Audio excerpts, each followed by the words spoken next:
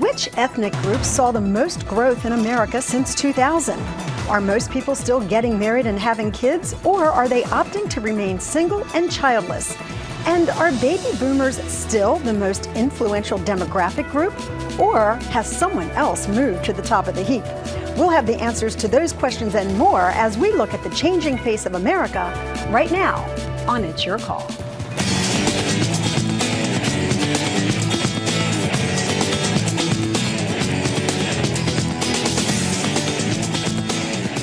The results of the 2010 census are in, and they confirm that the U.S. has seen significant changes in the last 20 years. What are they, and how will they affect you? Well, we're going to find out on this edition of It's Your Call. Hello, everyone, and thanks so much for joining us. I'm Lynn Doyle. Our topic this hour, the changing face of America, and boy, is it changing. According to the 2010 census, there have been major shifts in ethnic populations, huge growth in the southern and western part of the country, a decline in big city population, and tremendous changes in our attitudes toward marriage, kids, and even what constitutes a family these days. So what does all of this mean to you and me? Well, apparently a lot. The census tells us that we're going to be experiencing huge political, cultural, and societal changes in the coming years. If you want to comment on what we're going to find out here today, or you have questions yourself, you can start emailing me right now at lynn@lynndoyle.net. To get some insight into this, joining us first this hour with her analysis of these most recent results is Dr. Lindsay M. Howden, a Census Bureau statistician for the Age and Special Populations Branch. Lindsay, thank you so much for being with us. Yes, hello. Well, we're glad to see that you're with us here today. First, tell us what the importance of completing the census every 10 years is.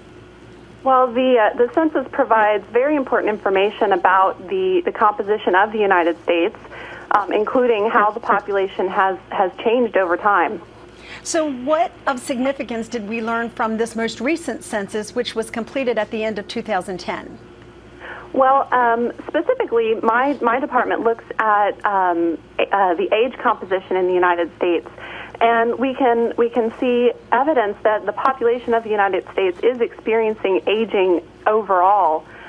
When we look at the median age of the population, which is sort of the midpoint in age, in 2010, the median age was 37.2 years, and this is an increase of about 2 years from what we saw in 2000, and it's a new high in the median age for the United States. So does that mean that people are living longer? That is part of what it means. One of the major contributing factors to the increase in the median age is the aging of the baby boom population, which, as you know, is the largest birth cohort that we've seen. So in 2010, when the census was taken, the baby boomers were between the ages of 46 and 64. So that large birth cohort is pulling the median age of the population older. Well, I am part of that baby boomer generation, I'll admit it. So what does it mean to us as a nation that we're aging? Well, what I can speak to is just the overall demographic trends that we're experiencing. So there's a lot of other people that would be interested in talking about more about what that means for us. But I can tell you that we do definitely see that evidence of aging, and given the demographic trends we see, we expect that to continue for some time, that overall aging trend. Okay, well, we're going to talk about that aging trend coming up, but right now we want to say thank you, Dr. Howden, for being with us, and thank you for your time. Thank you so much. We appreciate it. Again, if you have questions or comments about the U.S. Census, you can email me right now at lynn@lynndoyle.net.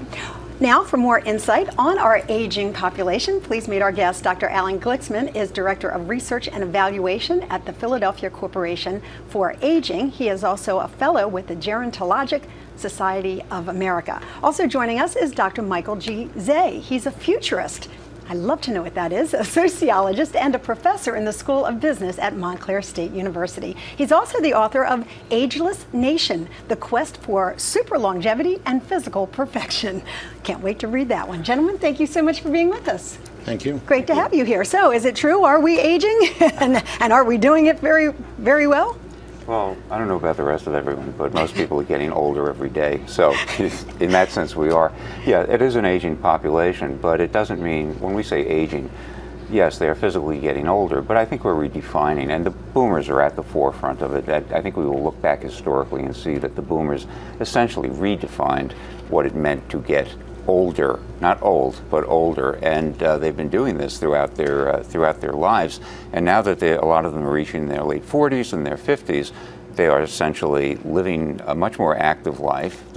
Many of them don't want to retire, and I think they're at the frontiers at this point of a demographic change. I like the idea of 60 being the new 40. What do you think about that? I think 60 is the new 40 for some people. I think the boomers are only a subset of the whole post-war generation, and that the real change is the incredible diversity among older adults. Mm-hmm. You have very poor and very rich, educated, poorly educated, in poor health and in good health, as well as greater diversity in ethnicity and in faith and in national origin and living arrangements and in everything you can imagine. So all the diversity we're seeing in the younger population, we're seeing in the older population. We got a lot of happy, healthy boomers, and we got a lot of people who are frail and sick and poor, and they're all part of the mix. So what do we learn from the census? Not only that we're aging and that there's this diversity, but what can we take away from it to help that aging population? Well, we can take away that certain people seem to be doing pretty well. And we can ask, why are those people doing well? And we go beyond kind of what everybody can point to, education and, income. Sometimes it happens a lot to do with the kind of neighborhood you live in, whether you've got neighbors that you can spend time with, whether you can get out and walk, whether you've got a walkable neighborhood, a neighborhood that you can enjoy yourself in, to give you the opportunity for physical activity. So there are a lot of things we can learn. Yeah, no, I agree that I think environment is an important factor that plays into people living longer and living better, and I agree with that.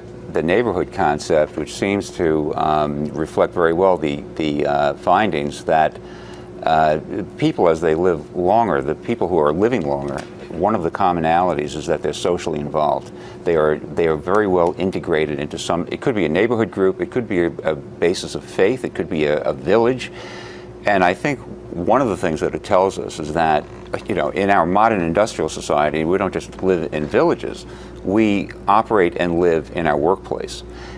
The workplace is a place that we've developed friendships. Some of our strongest friendship arrangements, our sense of affiliation, comes from the organizations we belong to, which might suggest to people that they ought not to think about retiring so quickly. In this day and age, they don't really have the choice. Sometimes they have to work longer because they're living longer. And initially we thought, oh, well, we'll retire at a certain age. Now that age seems to be bumped back somewhat. Yes, and that longevity, what I like to call super longevity, has really kind of come out of left field. Most people who are 80 or 90, if you ask them, did you expect to live this long? They probably didn't, because most of the things that are keeping them alive at this point probably didn't even exist. So at this point, it becomes incumbent on people now to start to make this gradual change into a very long life. It used to be that women always outlived men. Now men are living longer, but women are still outliving them, aren't they? Women are still outliving men, and we don't fully understand why. We do know that for men, for example, there are different predictors. So for men, getting married young and staying married to the same woman is a predictor of long life, and for women it doesn't make a difference whether they're married or not. So there are all kinds of factors. We look at smoking, we look at marriage, we look at all kinds of things, and we really haven't sorted it all out. But one thing we do know is that America is living longer. That's one way that we are changing. And of course, there are many other ways that we're going to talk about in our next segment, including the different ethnic groups that are growing. As we do go to break, though, we want to give you an opportunity to ask questions or tell us your concerns about the findings. If you want to know what all of this means to you, email me right now at lynn@lynndoyle.net. You can also find us, as always, on Facebook, Twitter, and YouTube. We're going to take a short break, but we'll be back right after this.